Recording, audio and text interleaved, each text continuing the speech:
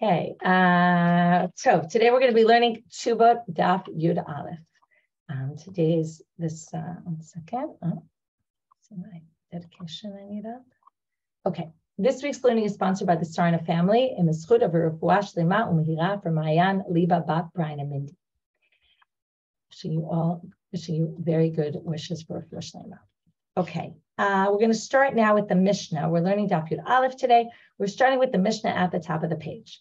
Okay, this is again one of those pages. I know this idea of having relations under the age of 3, over the age of 3. I know that that's a terminology that kind of doesn't ring comfortably with any of us. Again, I'll just recommend in terms of tips for dealing with this, try to think of it as a very technical thing that the rabbis had to put a line somewhere. They decided that this was the line, that there was a difference between males and females in this area in terms of their capability. And this again goes back to, they talk about Esther Karka Olam, this famous sugya where women are more passive in the act of sexual relations. And therefore, I think one can imagine that they set a younger age for what is considered. And it has all sorts of ramifications. And maybe this will be helpful in terms of understanding it. They believed, and again, Marcia corrected us and said this is not true in class last week. This is not true in real life. The rabbis believed that that if a woman would have sexual relations under the age of 3, again, someone did with her, and let's say tore her hymen, it would it would fix itself, close up again, and reopen later whenever it would be. So that's the principle, okay? And maybe that's why it's connected with this idea that that's the age, because until that age, they assumed it would kind of fix itself up. I assume they didn't really know this from reality because it probably didn't happen very often or at all. I don't know. But that was what they decided was the age. Let's just, live with it and move on because it's just the way it is and wouldn't make too much of it. Okay. But here we have a situation. We're going to have a Mishnah like this, and we're going to have a Mishnah. What if she's above 3? We have a Gioret, a woman who converts. A Shvuya, she was in captivity, or a Shipcha, or she was a maidservant, right? A Canaanite maidservant. Now, the assumption is these 3 women, so the Gioret was a Gentile, wasn't Jewish at some point. Shvuya was in captivity, and the Shipcha was also in a state where the regular laws of relations, who can marry who, et cetera, are not applicable. And therefore, we assume, you have to assume, in other words, this is all about presumptive status, we have to assume that it's possible that they engaged in relations, okay? It's possible. And therefore, we assume they did. And therefore, we assume they're not virgins. However, if all this happened, her conversion, her being freed from captivity, or the maidservant becoming freed and becoming a full-fledged Jew, if nifdu nitgayru v'shenishtachu, okay, that's right, redeemed, converted, that's actually the wrong order. It should be converted, redeemed, and then freed based on Gioret Shvuya Shipcha. I don't know why the order's messed up, but Hutot mibenot shalosh neviim achad, and this happened when they were under the age of 3, Ketubatan matayim. They are considered virgins, basically, because we assume something might have happened, or it could have, even though it's unlikely here. But even if it did, it wouldn't be relevant for our purposes. She'd still be a virgin. That's their halachic assumption. The yesh lahem ta'anat betulin. Now, what does this mean? This means that then we assume they're virgins. So if it turns out they're not, you can come to the court and claim, oh, look, I didn't get what I was promised. Okay. And then probably, again, we'll see this later, but does that mean she doesn't get anything? And he says I was misled, or it just means, right, the ketuba is 100 instead of 200, right? In this case, it'll probably be the ketuba he basically only has to give her 100 because it was not the right amount. So now we're going to move off the Mishnah right now. Forget about the Mishnah. Now we're going to have a statement of Rav Huna that later we're going to try to connect to the Mishnah. Amar Rav Huna, Gil Katan, Matbilino Toal Dat Beitim. A minor who's a convert. So let's say we want to convert someone. Rashi claims that what we're talking about here is the father's not there. Many times when the father's not around, the beitin can act as the father. So the beitin can come along. Matbilino Toal Dat Beitim, they can give him a tefillah and obviously also a brit milah. Okay, the commentaries say, they say tefillah because they want to point out that you have to have tefillah. It's not just enough to have brit milah. We had a whole sugya about that, if you remember, in Yavamot. Anyway, you can basically convert this child with the dot of the court. What's the issue here? Well, the issue is, what does it mean to convert? You accept all mitzvot. If you're a minor, you can't accept all mitzvot. You don't have dot, right? You're a minor. You don't have knowledge. So you can't make a decision based on knowledge. So comes Rav Huna and says, and this is very famous halacha, Rabbi Novich from Ma'ale Adumim, Zatzal, was very big on promoting this idea of ger katan, because it's a very good way. It's very hard to convert someone if they're not going to accept the mitzvot, right? And that's always the big question and the big issue of conversion. You need a kabbalat all mitzvot, and if someone really doesn't want to be, shomer halacha, then you have a problem. But a ger katan doesn't need kabbalat all mitzvot, and the beitin can theoretically do it on his behalf, based on what we're going to learn in a minute.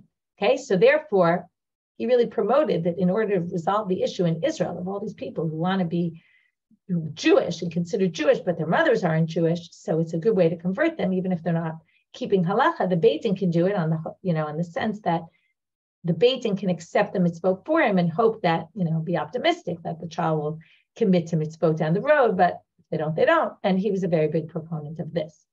So Rav Huna says, ger katan, the beitin can come in, right? They say apparently he has a mother, but he doesn't have a father. Rashi says, unclear exactly what the situation is, but they're allowed to do this. To which the Gemara says, what are you trying to teach us, Rav Huna? My kamashmalan, trying to teach us some basic halacha that we know from a Mishna elsewhere, dischutulo, that it's a zchut, that it's a good thing to be part of the Jewish people. It's a privilege. And we learned this recently, that one can, if you do something on someone else's behalf, and it's good for them, you can do it even without their knowledge, even when they're not there, because it's good for them. If I want to give you a gift and you're not there, I can gift you something, I give it to someone and say, accept this on behalf of this person, because I know that in the end, you're going to want it. So if that's the case, Tanina, if that's what you're trying to teach us, we already learned that in a Mishna. You can only do something that's good for them. You can't do something that's bad for them. And the assumption here is being part of the Jewish people is a zchut, it's a privilege. To which the Gemara says, well, why wasn't it so obvious? And why did Rav Huna need to tell you this? Because you might have thought maybe it's not so obvious that it's a privilege, right? This is a very interesting discussion in terms of, is this considered a good thing to join the Jewish people or not a good thing? So, maybe the non-Jew prefers not having all these rules. And particularly, they seem to be talking about the rules of arayot here, about they can sleep with anyone they want. They don't have all these rules of arayot. So maybe you'd think that they would prefer to be in this land where, this world where they don't have all these restrictions. Ta'akaimalan, as we know from a different case, it says, de eved vadai behev kerenichalim. An eved for sure would rather stay a slave. Okay, now we're talking about Canaanite slaves that are already, now here it's interesting because they're already part of the Jewish people. So if we say to be part of the Jewish people is a zchut, well, he already has that privilege. And the only thing you're adding to him really is making him, right, have all these rules and restrictions about who he can marry, whereas a slave can kind of just sleep with other maidservants and it's not such an issue. So then they say, right, so it's true that I see you're writing in the chat about B'nai Noach, and they have certain arayot, but they certainly don't have all the restrictions that we have.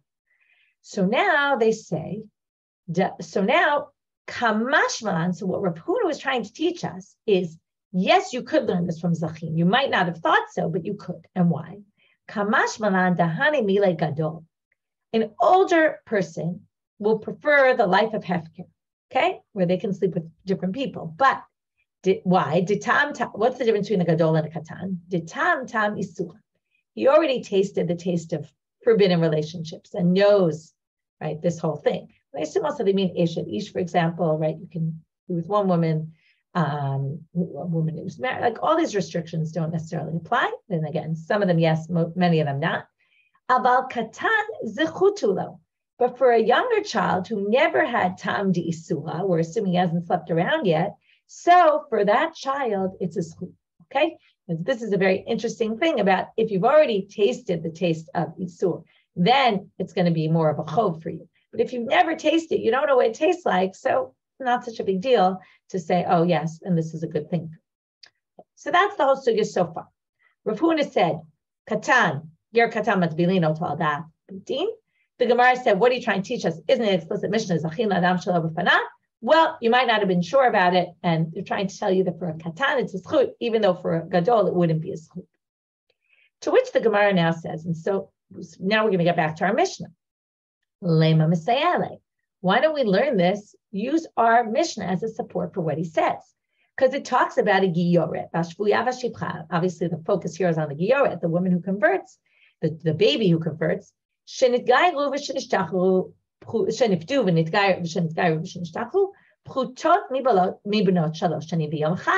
Now, how is this little baby converting under the age of 3, if not by the Beit Din? Isn't this a case of ger katan in our Mishnah? My lav da'at belino al da'at Beit Din. Is it not that the Beit Din converted her? Lo, and then that would prove Rav Huna. To which the Gemara says, no, this isn't a proof at all. What's the case?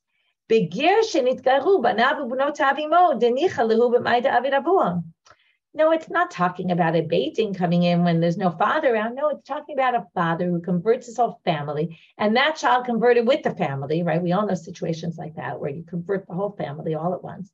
And then obviously it's a good thing for this child, and obviously that's not the same as a Beit Din coming and saying, we're going to convert this child. By the way, when we do, this is very common in Israel, in Gior Kalacha and their Beit Din, they do this very often, where they convert children, where the mother doesn't convert because the mother's not a candidate for conversion. Let's say they don't keep a full Orthodox home, and they convert the children, though, without the mother. So that's ger katan, in this case that Rav Huna talked about, where the Beit Din does it because they say in the end this is good for the child, especially in Israel where it's good for the child to be considered Jewish. Very hard to live in Israel where you consider yourself Jewish, but halachically you're not Jewish, and you have all sorts of issues. Your kids go to get married, they can't get married, right? It's clearly a zchut in this case, and therefore, right? But that's not the same as a child who converts with the parents as family. That's a whole different story. So our Mishnah could be referring to a baby who was converted with the parents, and then it doesn't teach you anything about what Rav Huna was trying to teach you. That's the first part.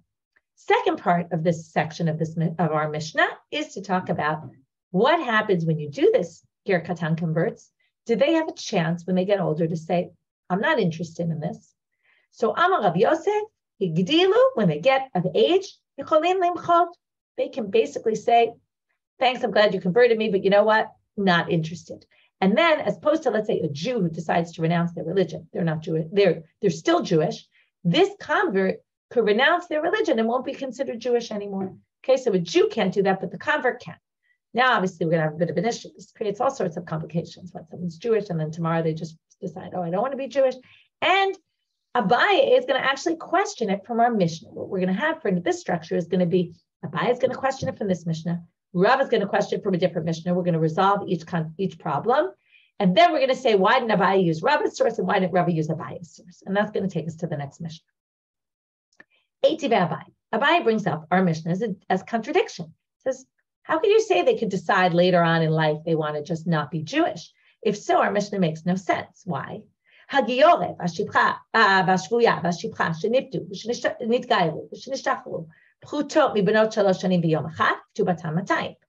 So again, focusing on the convert, this baby who converts at the age of under 3, then she gets married. She gets a ketuba later when she gets married. She's not getting married at age 3. Later, when she gets married, she gets a ketuba. By time we assume she has a presumptive status of being a virgin. Now, if you say this woman, when she gets to age 20, let's say, and she wakes up one morning and says, you know what, I don't want to be Jewish anymore. And she's already married to this husband, right? And she basically decides, I don't want to be Jewish anymore. So you're saying this woman who basically is going to turn back to being a Gentile at, let's say, she decides at age 20 and she was married, let's say, at 18. And then she just wakes up in the morning and says, no, thanks. She's going to get a ketuba of 200 zuz. In other words, why are we giving this convert a ketuba of 200 zuz if she might renege on the religion, right? We're talking about somebody who converted at a young age. Now, a regular woman who converts at an older age can't just change their mind. Okay, they're Jewish and then they're Jewish forever. But this child, we're saying right now, can just change their mind at any point. We're not going to institute a halacha then that gives them 200 zuz in their ketuba when any day they might just decide not to be Jewish. We're kind of like going likratam, giving them this high ketuba, but why would we do that if they're not going to end up being Jewish? whole theory of this, right? So we don't want to give her when she's a Gentile, right? It's an interesting theory, but okay. Just have to accept it. So now they say, no, wait a minute. They say, lichigadla. It's when she gets older. In other words, let's say, okay, I should have really said it like this. Let's say she gets married at age 10. And then we're going to give her this ketuba. Let's say the next year her husband dies. She's 11. And then when she's 12, she can decide, I don't want to be Jewish anymore. So we're going to give her the ketuba at 11 because, right, what if she changes her mind when she's 12? So the Gemara answers, well, let's wait till she gets to age 12. In other words, let's say he dies at age 11. We'll put it in an escrow account, right? Leave the money there until she turns 12, decides, if she wants to stay with the religion. Okay, great. Then we can give her the ketuba. To which the Gemara says, but it seems like she could do it at age 20. She can decide I want to be Jewish. So why should we give it to her at age 12? If theoretically at age 15, 16, whatever she wants for the rest of her life, it sounds like she can just change her mind. To which the Gemara says, no, you misunderstood. This is a fascinating line because you have to think about how does this work in reality. Okay, what this says is basically she gets to, and the question is what? Like on bat mitzvah day, right? It says since she grew up that 1 hour, right? She obviously can't decide before she's 12 that she doesn't want to be part of the religion. Obviously for a boy it would be 13 because their knowledge, right? They don't have da'at according to halacha, so they can't decide. When they get of age, so now it says, right, they have 1 hour. That's what it says literally, okay? How you understand this is a good question. They have 1 hour where they could basically, right, if higdila sha'achat, and they didn't say, I don't want part of this religion, then they can't anymore. So it sounds like they have this very small window where they've just gotten to age of mitzvot. And they have this very small window, which is not clear. I see, Ruth, you're telling me it says a moment, right?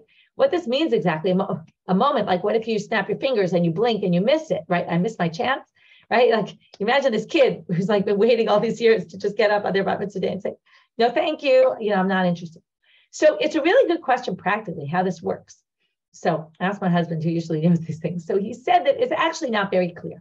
There are some people who say that on that day, you're supposed to ask them, are you really sure you want to stay with this religion? And people are like stringent and they do this. And they ask them on that day, and then they have to say, yes, I want to keep with this. Most people do not do that. You don't start asking them, right? It's a little awkward to ask at your bat mitzvah day, are you sure you want to be part of this religion? You don't really want to start reminding someone who converts, you don't want to start reminding them of their past and if they're a convert. The whole thing is very weird. Most people, some commentaries say, as soon as they do a mitzvah, right? Let's say they daven in the morning, that already shows I'm part of the religion, or any kind of mitzvah, that's their acceptance of mitzvah.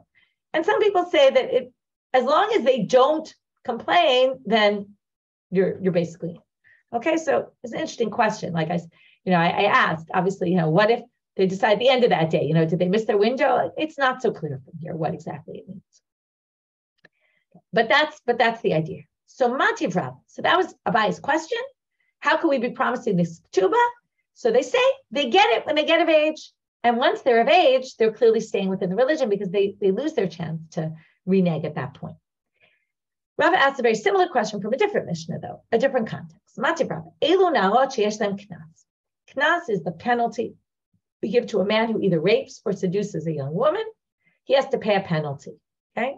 Now, Abala mamzeret pays it to the father of the woman because she's young still. Someone who, even if the woman he raped or seduced was a mamzeret or a nitina or a kuti, remember the nitinim, these are all people you're forbidden to marry. A gioret, okay, kutit is often even just a Gentile they're talking about, but kutit in this case must mean one of the shomronim, right? That they keep certain mitzvot, not all mitzvot. This seems to put the kutim in a context of a Jewish woman. They were always like this in between. A gioret, so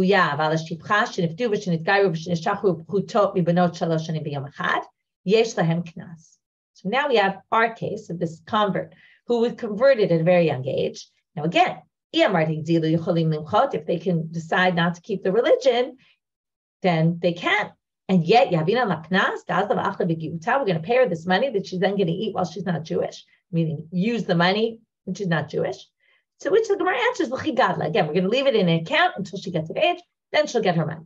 Again, they're going to say, like they did with the Abaye, l'chigadla, nami v'machiv. She can still change her mind once she's past that age, it sounds like, to which they say, no, she can't. Once this window passes, she can't anymore, and that's what we give her the knas. Okay, so we've resolved both questions. The question is now, why didn't Abaye say like Rava, and why didn't Rava say like Abaye? Why did each bring a different source? Abaye lo amar ke Rava hatam knasa. In the case of a man who seduced or raped this young woman, we want to penalize him. The focus is not on her receiving the money. The focus is on him paying the money. And therefore, it shouldn't matter whether she's Gentile or Jewish and decides not to be Jewish anymore. He didn't think that connected with this issue at all, because we basically want to penalize the man. And that's why he has to pay the knas. He should have to pay it, whether she's Gentile, whether she's Jewish. That's why he didn't bring this as a question. And Rava lo amar kabaye ketuba haynu tama shelo kala be'enav lo tzia. Why do we have a ketuba? We talked about this before. So that the man doesn't quickly divorce his wife. He knows that there's a big penalty upon him, a big sum of money he has to pay. Not exactly a penalty, it's the wrong word here. A big sum of money he has to pay to prevent him from divorcing her easily, a way of protecting the woman. So now, let's talk about this option. We take all these women who converted under the age of 3, and we basically say, well, maybe, I don't know, 5% of you, 10% of you are going to decide not to be Jewish. So comes Abaye and he says, for the 10% who are going to decide not to be Jewish, we're going to basically, or the 5% or 1%, whatever percentage it is, we're going to basically make it easier for the man to divorce all those other 95% of those women who will stay Jewish? No, we're not going to do that. So it's true, maybe she might end up not being Jewish. We're still going to insist she gets her full ketuba because we want to protect all those 90% of women who have converted and are full-fledged Jews now. We want to protect them from their husbands divorcing them quickly, and therefore, we're going to keep this ketuba even if the off chance that she decides not to be Jewish. So that's why he didn't bring that. Rava didn't bring that as his question. Okay, so that's interesting in terms of the difference between those sources and why each one brought that. Okay, moving on to the next mission. Hagadol shabal ktana, vikatan shabal gdola. Well, by the way, I just want to point out, what was interesting is we took these two sugyot about converts, right? One being ger katan, matvili tal da'at beitin. Number 2 being this idea that a convert can change their minds and say, if they were converted young, they can say, I don't want to be a convert anymore. I don't want to be Jewish. Again, they have the small window. And we basically used our Mishna either to support the first one or to reject the second one. And then they weren't successful in the end. But we basically kind of zoomed out of our sugya, went somewhere else, and then tried to connect it with our Mishna. Okay, new Mishna. Okay, we now have a bunch of situations where the woman, okay, case number 1, a gadol, an adult male, has relations with a ketana. We're talking here, again, hopefully this never really happened, but a baby under the age of 3. Often this is really a theoretical discussion, not this actually happened. So again, what do we assume in this case? She's still a virgin. Or katan shabal adola. If he was under the age of 9 and had relations with an adult woman, we assume that's not relations. Now, there's a big debate here among the commentaries. Does that mean he can't possibly cause her hymen to tear? Or even if he did, we don't really consider that she had sexual relations with someone, okay? And then maybe it's more like the next case, which we're going to see soon, which is like a mukat eitz, right? When I was growing up, it was always, in horseback riding, you could theoretically tear your hymen or something. So, this is mukat eitz, they call it, where it's a little unpleasant to think about, but she got a stick, went in there and basically, knocked it open. So those 3 cases, which we're going to see in a minute, there's a bit of a distinction with that last case. Ketubatan matayim. She gets 200 zuz, even though theoretically, at least from the last case, it could be her hymen was torn, maybe even case number 2, we don't know. The first case, assuming the Gemara thinks not, because even if it was torn, it would kind of seal itself back up. Although, again, quoting Marsha here, Marsha Mormon, that it really can't possibly be. Divrei Rabbi Meir. That's what Rabbi Meir holds. Now, I find this next opinion bothersome. I'll admit to you. Okay, but we kind of, again, sometimes you just have to accept these things and you have to imagine a time that's different than ours and the way they thought about things. And remember that, by the way, even if the halacha says he doesn't have to give her the full amount of the ketuba, if he wants to, he always can. So this is more like, what are his base requirements? Chachamim omrim mukat eitz ketubat hamaneh. If she tore her hymen from an injury, she gets less. She's worth less, basically. Okay, they're really talking about it. And again, it's hard for us to imagine, but they're talking about the value of a woman and how much the man, how much she is, what the Mefarshim call it, noseit chen be'enei ba'ala, like how much he wants to be married to this woman. There's this issue, according to the rabbis, if her hymen is torn, even if it wasn't, right? You could see if she had relations with somebody else, you could see why she might go down in his eyes somewhat. If she tore her hymen from an injury, harder to see that. But again, you have to view, they have this idea of a virgin, of, that it was like this ideal thing. And if you don't have that because of an accident, that puts you in a lower place in society or in the eyes of the husband, and therefore he only has to give her a ketuba of 100 zuz. So Chachamim is a hard position to accept, but it's there, so we have to deal with it. Okay, now, bitula almana, bitula almana gurusha b'chalutza min hanisuin. Let's say she's a virgin, but she was married to someone. She was married and her husband died, not betrothed, married, okay? And before they have relations, or she was divorced, or she was a chalutza, meaning he died, and right, the brother did chalitza with her, min hanisuin. In other words, she was married to one brother, then he died before they have relations, then the brother did chalitza with her. Some people say, why is chalitza added here? Because she would then be just an almana. It's a good question. Anyway, ketubatan maneh. All these women, this is interesting, they're virgins, okay? Their husbands never slept with them, but they only get a ketubatan maneh because they were with another man. Even if they were with another man in a relationship that permitted sexual relations. So even if they didn't have, first of all, there's always a chance that maybe somehow they did, we don't know, and we don't know about it, but they were living together in a way that man and wife live, and therefore they already, again, drop down to the 100. Ve'ein lahem tana patulim. This is an interesting line. What does this mean? This means that he can't, let's say, before they got married, she says, listen, I was married to this guy, but he died and we never had relations. And then it turns out she's not a virgin. When he gets there the first night, he says, hey, you're not a virgin. So he can't claim you misled me and I'm not giving you anything. He can't do that, okay? Because the assumption is she only got 100 because there's a chance and he knew going in that maybe she wasn't a virgin. So basically, even though she said she was a virgin and it turns out she wasn't, that's not he doesn't have a good enough claim to go say, I was misled by this woman and, I want to divorce her and not give her anything. Again, we're talking all here about aminut and trust, and obviously someone's breaking trust somewhere, right? But the question is, how bad is the breach of trust in each case?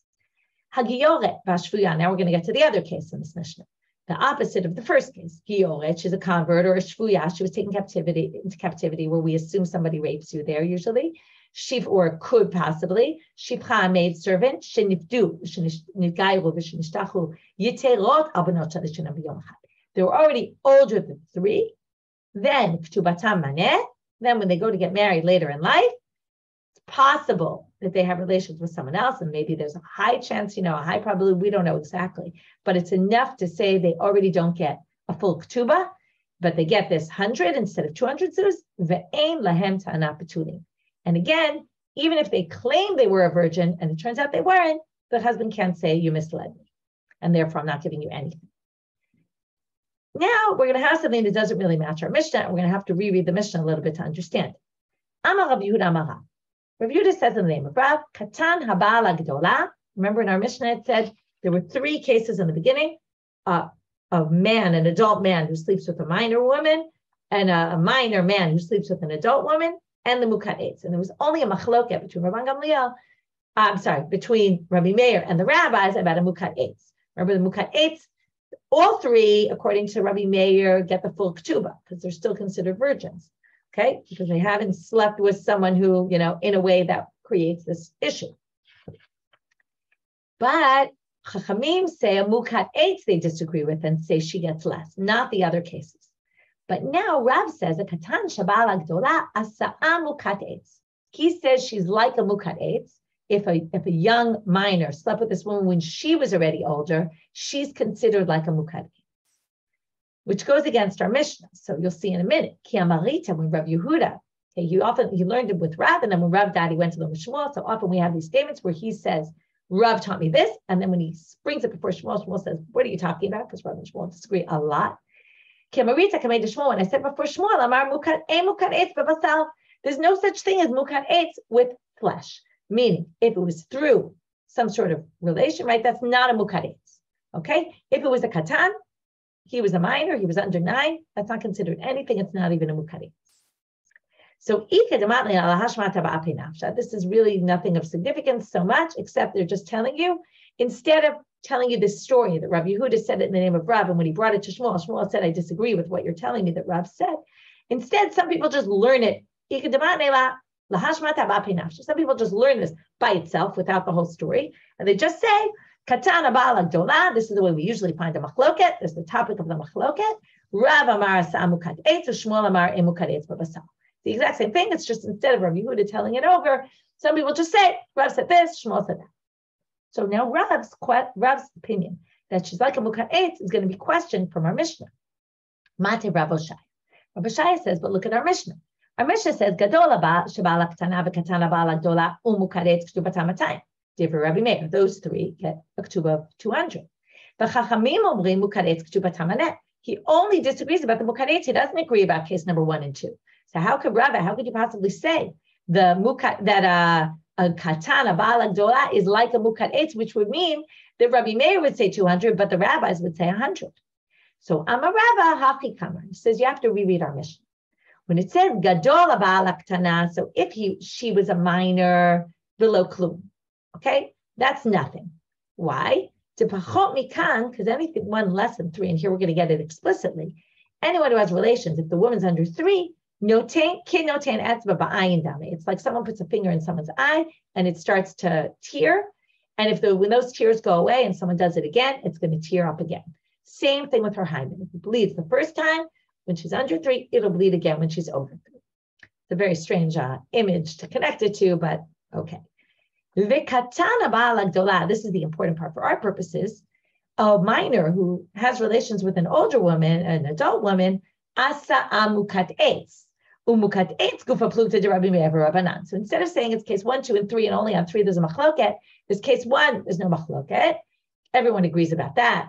But case 2, where she's already a gdola, is considered like case 3, a mukat eitz, and on that there's a machloket Rabbi Meir Rabbanan. So in that case, they're going to be disagreeing, and then Shmuel holds like Rabbi Meir, and Rav holds like Rabbanan. Now we're going to have Rami bar Hama, and from here, this is going to take us basically this topic till almost the end of the daf. Rami bar Hama is going to say, in which case do they have this machloket about a mukat eitz, and he's going to distinguish between if she was honest with him in the beginning and told him before they got married or betrothed, or she wasn't honest with him. Let's say she didn't tell him I had an accident. Okay, we're talking about the mukat eitz case. What if she didn't tell him at all? So comes Rami bar Hama and he says, Machloket kishihi kirba. The machloket is if he knew going into the marriage. Then to Rabbi Meir, medame la lebogeret. Rabbi Meir says she's like the fact that her hymen is already torn. She's like an older woman. If you marry someone older, often the rabbis believed either the area widened and opened up a little, you weren't necessarily a betula anymore, or your hymen was torn somehow throughout something you might have done, and she gets her ketuba matayim even if, right, it doesn't matter because it wasn't torn for any reason. So likewise, this mukat eitz is like that. She's just a person who doesn't have right now because she had relations with somebody else. The rabbis say, no, it's like someone who had relations with somebody else, because we'll talk about it soon. The Gemara is going to say explicitly, because they're going to ask, why didn't he say that? Why didn't he say that? I'll actually hold off. We'll see the answer in a minute. Aval, the main thing here I want you to focus on, though, is he kirba. She was honest with him. She told him about it in the beginning. He knew that this was the situation. And then it's either 200 or 100. And here comes a big line, which the Gemara is going to have some issues with. Aval loi kirba. If he didn't know about it at all, divrei hakol v'lo klum. She gets 0 because she lied, right? She misled him. So even Rabbi Meir, who thinks she gets 200 in a case where she's a mukat eitz, if she wasn't honest with him, then he could claim, I didn't go into this knowing this, and I want my money back. I want out of this marriage with no ketuba obligation. So before we deal with this and complain about this, first they're going to say, Rabbi Meir, why doesn't Rabbi Meir view this as if she had relations with someone because her hymen was actually torn? So he says,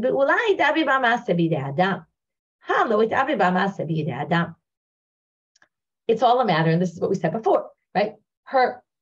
She was ruined, let's say, in their words, by an act with another man. In other words, that's different than something that happened by accident. Okay? Rabbanan, so now we have to understand the rabbis. Why didn't you just say she's like a Bulgarian? Doesn't have a tulin for some external reason. Bulgarian lo itavi b'masekla. Says a Bulgarian, no action happened to her. It's just that her body, again, this is going to the Bulgarian, just her body kind of grows and the area expands and widens. But itavi b'masek. This woman, something happened to her. It doesn't really matter to the rabbis if it happened by Adam or it happened by a piece of wood. But the fact is something happened to her, and that already lowers her in the eyes of her husband, and therefore it makes her worth less. Aval lo ikirba, but still, again, now we're going to talk about this line. This is the big line we're worried about. What Rami bar Hama said was, lo ikirba, if he didn't know, l'divrei hakova lo klum. She gets nothing, according to Rabbi Meir and the rabbi. Mativ Rav Nachman. Rav Nachman says, what are you talking about? We have a braita that contradicts this. I'm sorry, a Mishna that contradicts. Okay, what does it say? He omeret mukaretzani. Comes the day after the wedding, the night, that night. He says, you're not a betula. So he brings her to court and she says, mukaretzani, you're right, I'm not a betula. Okay, I didn't tell you this before. Obviously, shouldn't tell him, otherwise there wouldn't be an argument here. She said, but I had an injury. Vehu omer lo kielet rusat isha. And he claims no. Okay, it's a very unpleasant way of saying it, right? You were trampled by a man. But basically, right, you have relations with another man. Rabban Gamliel, Rabbi Eliezer, and men. She's believed. Okay, we're going to talk about this Mishnah more when we get to it. We'll get to it soon. Okay, but basically, they believe the woman. So now, I'm not going to get into why. We'll get to that all that soon. Again, I always say this. It's like watching a movie in the beginning. You don't really understand everything yet. Everything's going to build up as we go on. Ela Amarava. So now, what do you see here? So from this Mishnah, it seems clear. He didn't know she was a mukat. And what do you see here? She's believed. Not only is she believed, right? She gets her 200 ketuba. Obviously, this goes by Rabbi Meir. So now what do you see? It's not like Rabbi Meir and the rabbis all agree that if she didn't tell him, she gets nothing. Here it's clear she gets something, at least according to Rabbi Meir. So Ela Amarava, so Rava explains in the following way. Beni kirba, okay, this is different from Rami bar Hama. He disagrees with Rami bar Hama and he says, no, this is the way it splits up. Beni kirba, ben loi kirba. Rabbi Meir doesn't distinguish whether he knew, he didn't know. The Rabbi Meir matan, she gets 200 no matter what.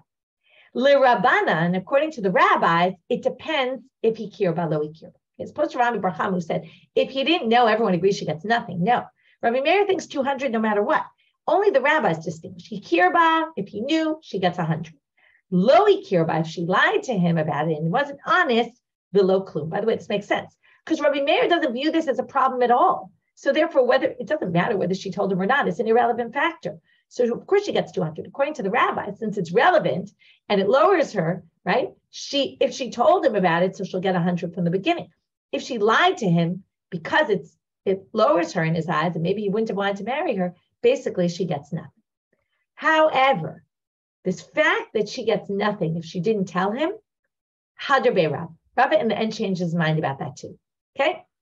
For this, we're going to have a bit of a long-minded thing, but eventually we're going to see that Rav changed his mind about this and doesn't think that she gets nothing. Okay? So leave this for a minute, and we're going into something else, starting a whole thing. When we finish it, we'll see in the end that Rav must have changed his mind. It doesn't think she gets nothing, according to the rabbi. Ditanya. Start with this braita. And the husband wakes up or he sleeps with her that night, realizes she doesn't have betulim. He goes the next morning to the court, and he says the following: Bala beitim pa'amar Ploni. He goes to the father. He complains to the father of the woman and says, Lo matzati li bitcha betulim. Okay, I didn't find betulim.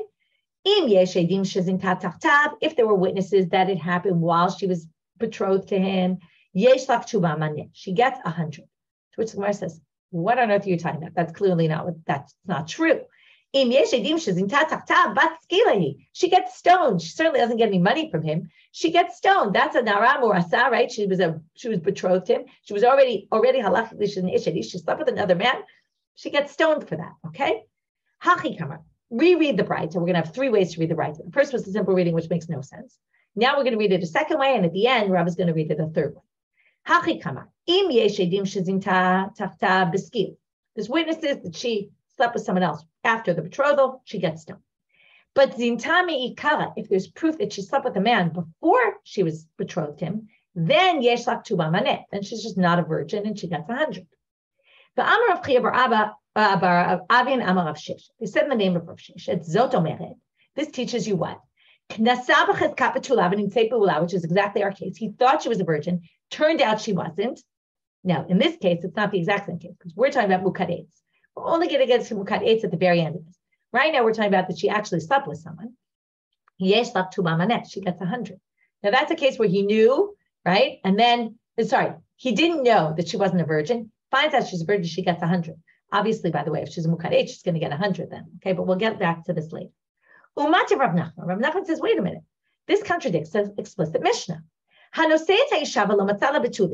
omeret, right? So he marries her, he doesn't find betulin. She says, listen, when I was betrothed, nothing had happened. But then I got raped. And sorry, but I'm now damaged goods, but it's not my fault. And it's your, you're tough luck, basically. You have, as we say in Hebrew, right? You have to absorb this. Like, it's not my fault. It's like as if your field got ruined by water. You buy it, the next day it gets totally drenched with a storm or a leak or something, gets ruined. No, it happened before I was betrothed. You lied to me. And this was a false, I got married to you under false pretense. The late lakla. And she gets nothing. Okay, that's what they're assuming. Mekach ta'ut means she gets 0. Now remember, the braita had said she gets maneh if that's the case. And this says she gets nothing, assuming mekach ta'ut means nothing.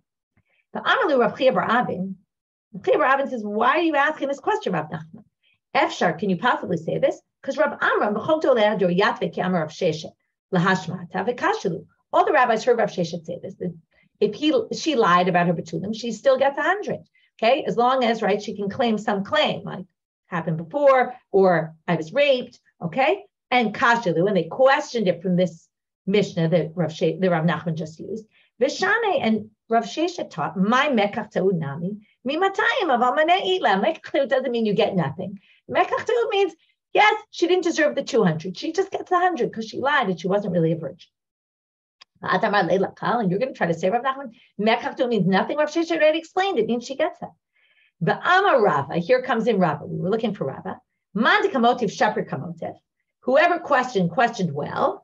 Mekach legamre mashma. It really does sound like she gets nothing. However, elakash but you're right though. The Mishnah does. He's basically repeating the whole sugya that just happened. The Mishnah really does raise a question to that because it sounds like she does get 100.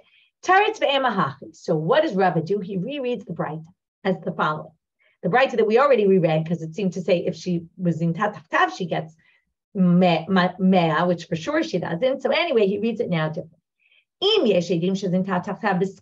That's option number 1. She gets stoned, she gets nothing. Zintami ikara velo klum. If she was really not a virgin from before the betrothal and she lied to him about it, she also gets nothing. But nimtzeg mukat eitz yeshak tuba manet. And now that braita works perfectly with the Mishnah, that she really does get nothing. Mekach ta'ud is nothing, but a mukat eitz gets a ketuba manet. And that's where the Mishnah was talking, the braita was talking about. Mukat eitz gets manet. Okay, it didn't have mukat eitz in there, but they're saying, just like it didn't have zinta before, they basically had to reread the braita. So he rereads it and says, now what does he say here? And this is the main point. Rava says, if she's a mukat eitz, she gets a ketuba of 100. Now, Rava before said she gets nothing. So, ha Rava hu da'amar leila Rabbanan lo ikir ba v'lo klum. Wasn't he the one who said the rabbis think she gets nothing? Elash maminan hadrabein Rava me'ahi. So, because of Rava in this sugya, it's clear that he changed his mind about that. In which case, you basically say there's no difference between ikir ba lo ikir ba. Rabbi Meir holds 200. The rabbis hold 100, even if she lied to him about it and didn't tell him she was the mukat eitz. So. That's the end of the sugya. That was a long-winded way to basically say Rava basically changed his mind about what he said before. So we have Rami bar Hama's reading, we have Rava's reading, and apparently neither of those are valid. But really, Rabbi Meir and the rabbis split up 200, 100, whether she told him, whether she didn't tell him. But that will finish for today. We'll start the next braita in tomorrow's class. Have a great day, everyone. Have a good fast and a Shavua Tov.